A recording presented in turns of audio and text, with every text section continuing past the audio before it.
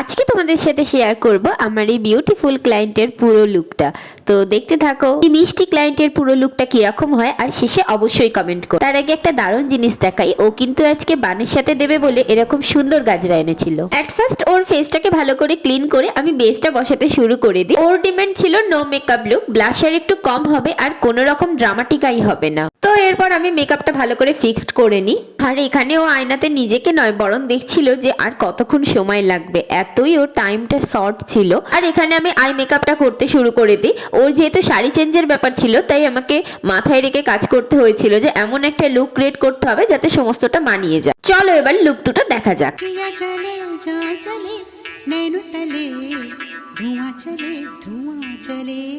പുഞ്ചിരി തഞ്ചി കൊഞ്ചിക്കോ മുന്തിരി മുത്തൊളി ചിന്തിക്കോ മഞ്ചണി വർണ്ണ ചുന്ദരി വാവേ തങ്കിണ്ണക്ക തകതി। কেমন লাগলো কাজটা কমেন্ট করে অবশ্যই জানিয়ে যেও। টাটা।